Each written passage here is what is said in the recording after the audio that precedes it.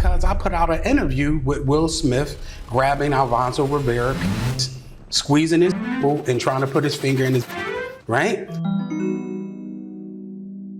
What started as quiet rumors around Will and Jada Smith suddenly got louder when two very different stories began to surface. First, there's a lawsuit involving Will Smith and a former musician who worked closely with him. The man, Brian King Joseph, is a violinist who once competed on America's Got Talent. In 2024, Will hired Brian to help work on an album and perform at shows. By 2025, Brian was part of Will's tour. According to the lawsuit, Brian says he and Will spent extra time together during this period. He claims Will told him they shared a special connection that Will didn't have with anyone else. Brian says things took a disturbing turn during a hotel stay while on tour. One day, Brian lost his hotel room key. Hours later, Will's team helped locate it. But when Brian finally returned to his room, he noticed signs that someone had been inside without his permission. Liz, this is all new. What else are we learning about these allegations, including the alleged intrusion? Yeah, Kate, so according to the complaint, this all happened in March of last year while the violinist was on tour with Will Smith for Smith's global tour for his latest album based on a true story. And according to the complaint, there was this intrusion at his Las Vegas hotel room. He came back to his hotel, he says, and found that there was no forced entry, but that someone had entered the room and left a number of items there. And according to the complaint, there was a letter, the handwritten letter that was written that said, "Brian, I'll be back, just us," with a drawn heart, and it was signed by someone who identified as Stone F. There were also wipes, a beer bottle, a red backpack, a bottle of HIV medication with another person's name on it, an earring, and hospital discharge paperwork belonging to a person that was unknown to the defendant. So the defendant, his name is Brian King Joseph. He then reported this to police, the hotel staff, and he also said he reported it to Smith's management team. But he claims that he was then shamed by Will Smith's management team, accused of lying, and he says he was then fired. And then shortly after he was fired, they said they were going in a different direction, but then they ended up hiring another violinist. So he is now suing for, among other things, emotional distress and economic loss. Kate. And Liz, how are Smith and his attorney responding? Well, they're adamantly denying all of these claims.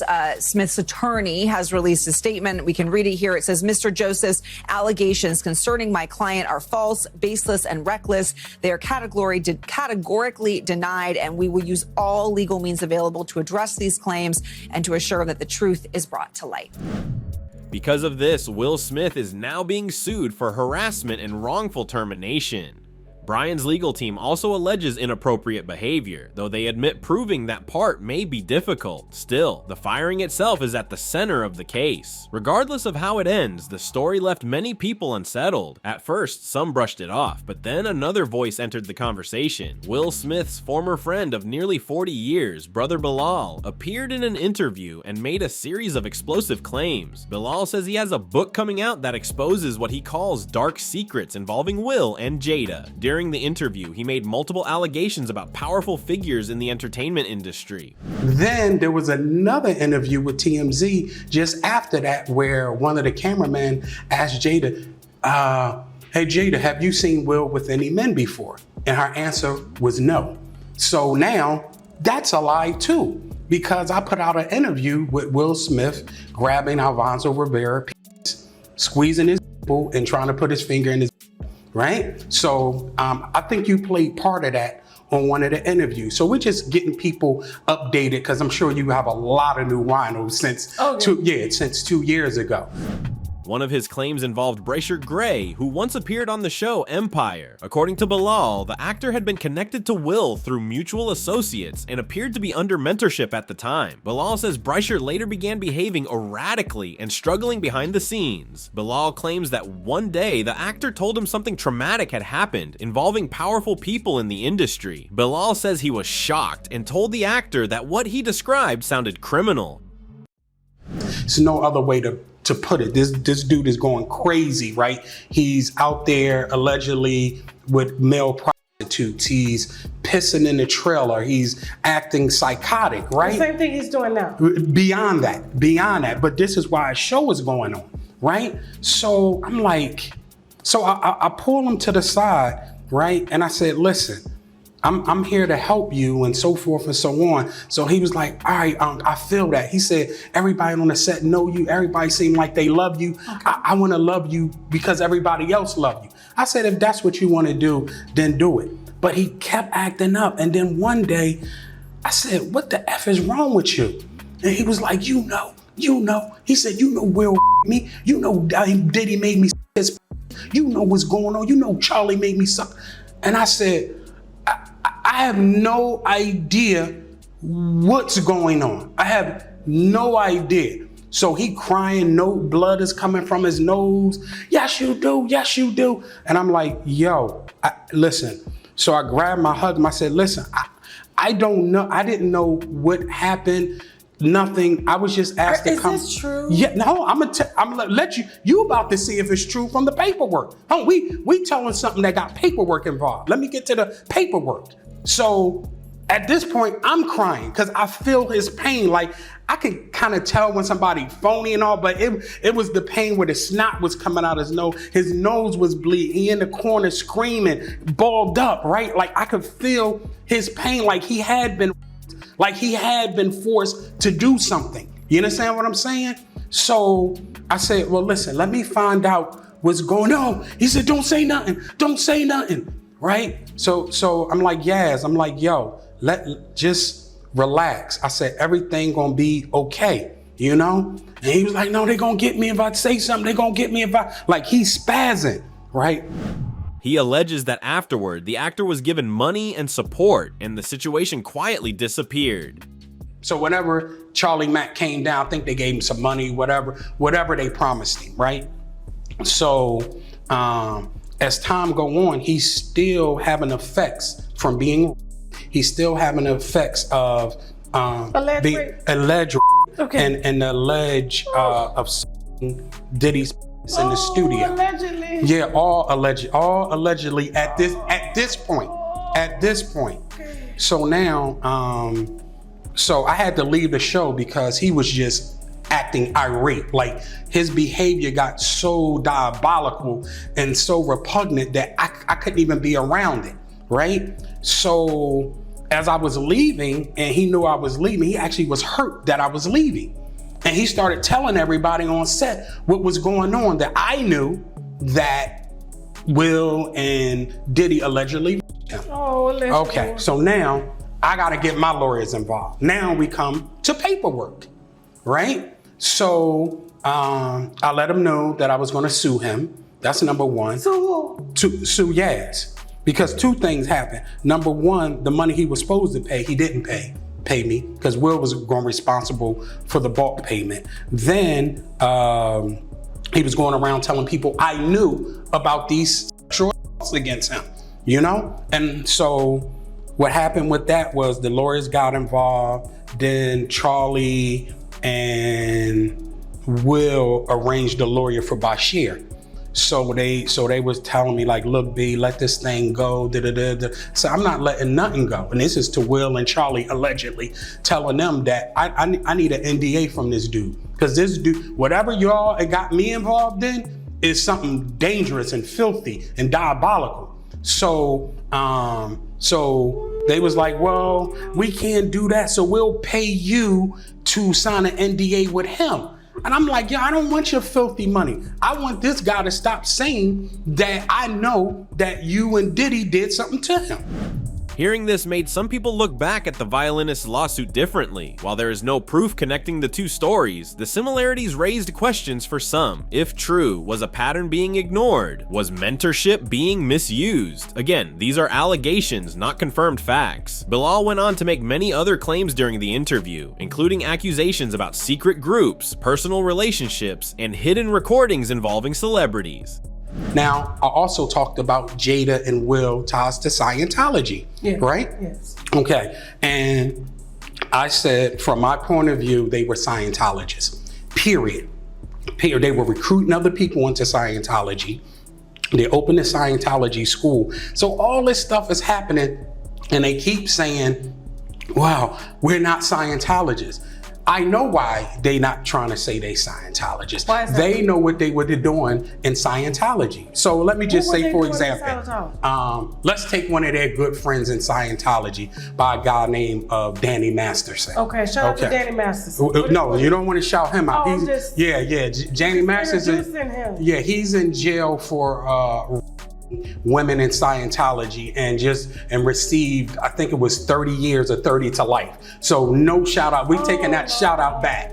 We taking that shout out Well, back. he's where he's supposed to be. And he's the actor from the 70s show. So he's famous. So it's not like it's just a regular guy. But what people said was within that trial that there have been a lot of celebrities that have come through Scientology and have abused people within Scientology, both men and women. We're talking about here, right? This is on the record. So now I'm gonna leave it up to everybody else until we get to that part in court, why I feel that Will and Jada have committed sexual crimes from my point of view, things that I've saw and documented, that they have committed crimes on other men and women within Scientology. These claims have not been proven and remain unverified. Even so, the interview quickly spread online because of how shocking it was. Bilal also said he feared for his safety after speaking out. According to him, things didn't stop with words or threats. He claims he was once involved in a serious accident that nearly cost him his life, and he believes the Smiths were somehow connected to it. I got a driver, Fernando, that would drive me around. You know, in Colombia, everything's cheap. So he'd drive me around, run errands, do everything that I need to do. Kind of like an assistant, right? So we're pulling up to my apartment in Colombia. And when I pull up to my apartment in Colombia, there are a bunch of guys with two guys with black pants and white shirt, Scientologist outfits, right? Not saying they're Scientologists, who knows? Right? And then there was another guy who I found out to be a private investigator, and they were by my house. So I told him to drive past, right? So he drove past, he parked. And I'm like, damn, why are they in front of my house? But the crazy thing before that, somebody sent a picture of the front of my door in my apartment and texted to me from a number, right? With nothing. So I put two to two together. I'm like, damn, they might be out to get me, right? So we're driving one afternoon, and while we're driving through that afternoon, a car pulled up with a guy with a mask on, right? And tries to run my boy off the road. So he's trying to not run, because in Colombia, you have a lot of freeway parts, but you also have a part like there's no barriers. So you could, somebody make a wrong turn, you down there. Because it's mountainous. Yeah, so so the car is, so my assistant trying to hitting the other car so we don't go on a barrier. So the guy put the gas on, boom, right? One of the people that I saw, even with the mask, I'm able to see it was one of the people that was at my apartment. So we rolled down the embankment, right? Glass breaking, everything. Like I could hear oh man, it was bad, right? So by the time I get myself together, I look over, my man got a big piece of glass like this stuck in his head, right? It's about this long, because the windshield broke when we was tumbling down.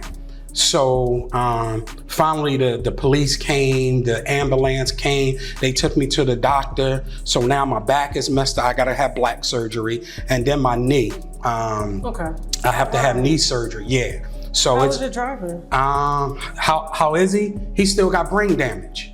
He still got brain, I'm responsible for this guy now. He still has brain damage.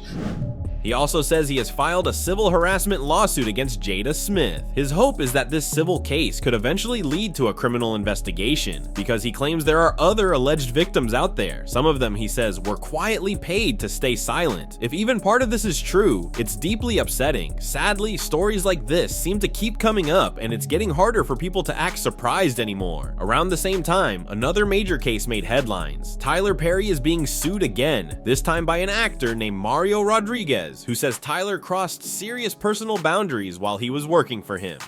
Well, I stayed quiet for much too long. I could have saved somebody that this probably happened to after me, but I do apologize, and I'm speaking up now. Now a second man, model Mario Rodriguez, is suing Tyler Perry, accusing the actor of assault and alleging a disturbing pattern of manipulation. And his lawsuit alleges something deeply specific, that Perry allegedly reenacted a famous Good Will Hunting therapy scene in order to target him with past trauma.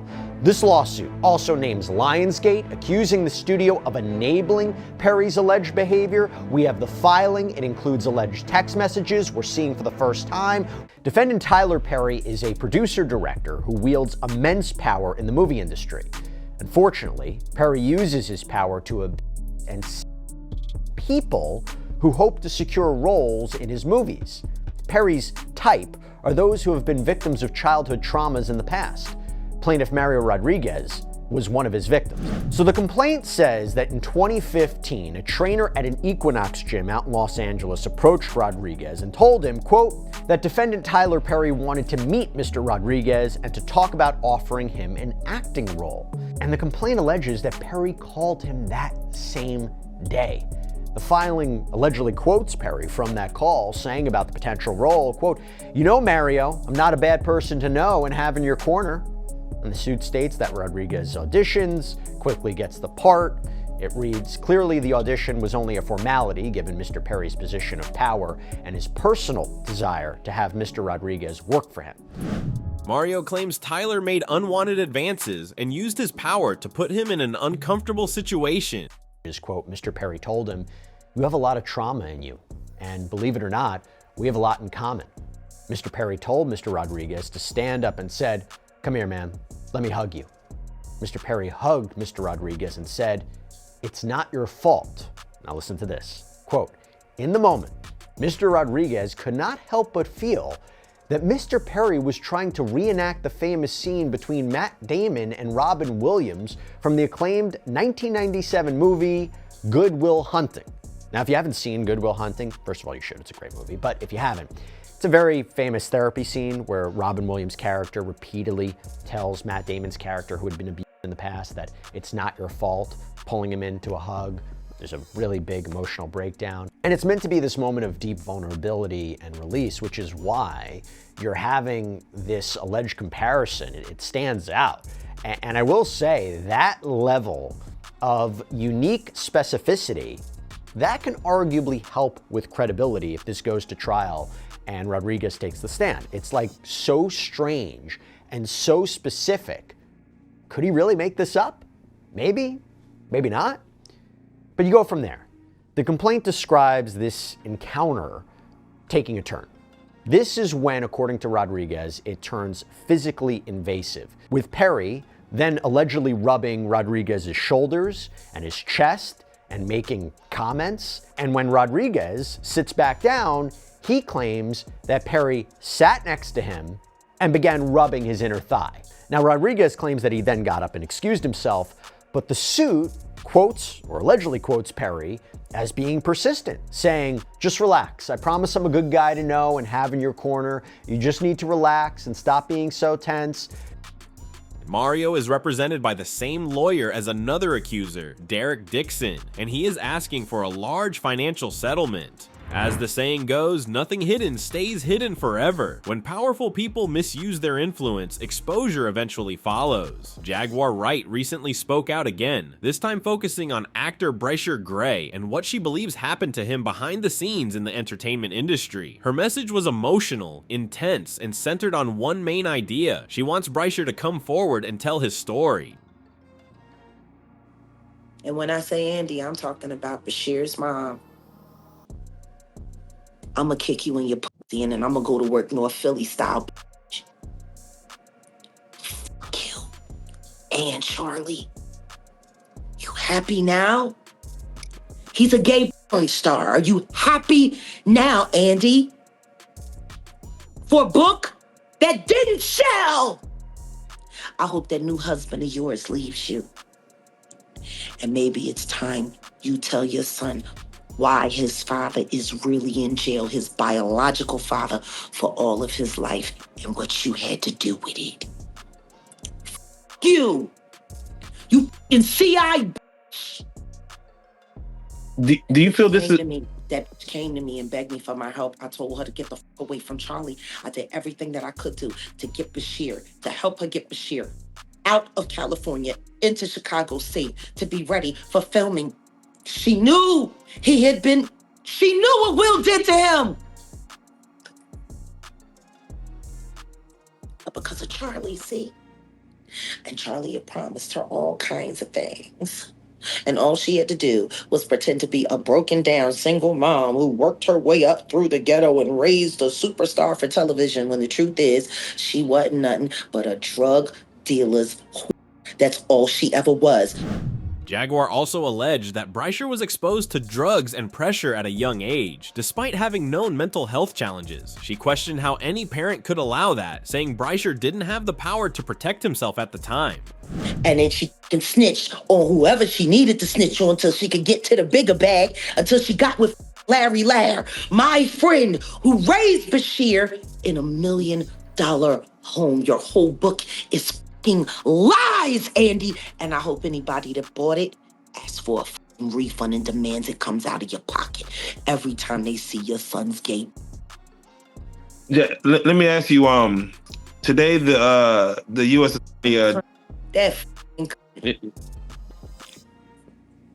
Yeah, no, we gonna pray for Mr. Gray, man. If he needs prayer, I don't even know what's going on. They're trying to sleep him out so he'll feel too embarrassed to file his lawsuit against Diddy for what Will and Diddy did to him. With Jaden and Justin present, that tape exists.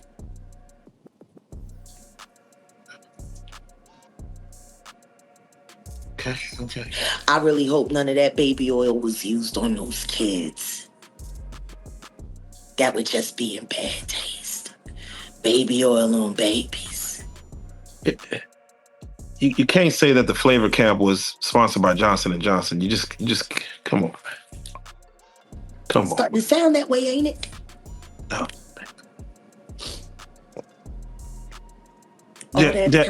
All that talent, and she let Charlie tune that boy up on coke, knowing that he was bipolar and had ADHD. What kind of mother would do that to her son? Turn him into a prostitute so you could pretend to be something more than what you are. During the conversation, Jaguar suggested that Bryshere is now being publicly embarrassed on purpose. In her opinion, she believes this is being done to discourage him from filing legal action against powerful figures. She claimed there may be recordings and evidence connected to what Bryshere experienced, though none of this has been proven. She made it clear that she believes the focus should not be on shaming Bryshere, but on protecting young people in the industry. Jaguar said she feels many adults knew what was happening and chose silence instead. According to Jaguar, she believes Will Smith failed to protect young people who were under his influence and care at different times. As far as Will Smith is concerned,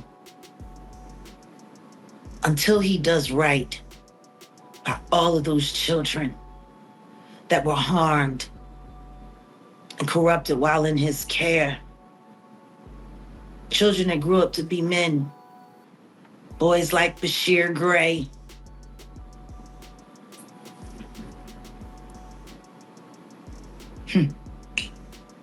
August Alsina, your own son. Like, your own son.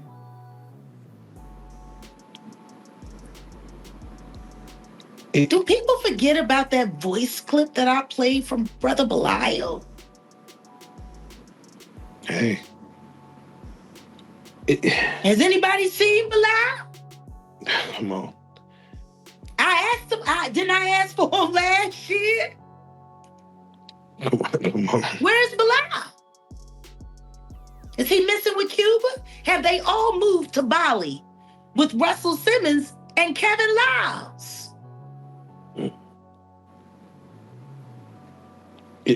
I would always say it is interesting when you speak on, Jaden Smith and you see the hug with Justin Bieber.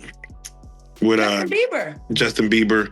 Yeah. And then for Bryshere, you see him all of a sudden fighting over Sydney Star with Eddie Winslow. It does question what happens in the entertainment industry that makes someone go into just being very close with, men on men contact. It's. When speaking specifically about Bryshere Gray, Jaguar said she believes he is acting out now because he wants to be accepted again by the same industry that hurt him.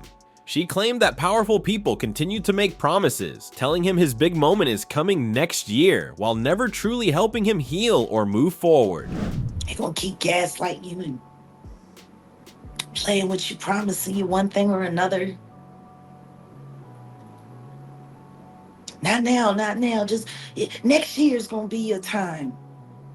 You need to get yourself out there. You need to. Jack, I have a question. So we speak about, you dealing with the What happened to Illuminati Bryshere and having Gray tides and things should like have that all and of denouncing America it. Can you tell me outrage?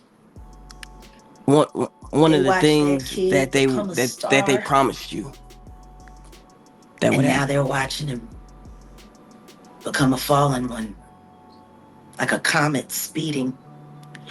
How long before he decides it's time to cash out now? How long? Because the one thing I will say is this. Anything happens to that young man, it better not nobody say a word to me. At the end of the day, none of these stories are easy to hear. They involve powerful names, serious allegations, and people who say they were harmed behind closed doors. Some of these claims are being handled in court, others remain unproven.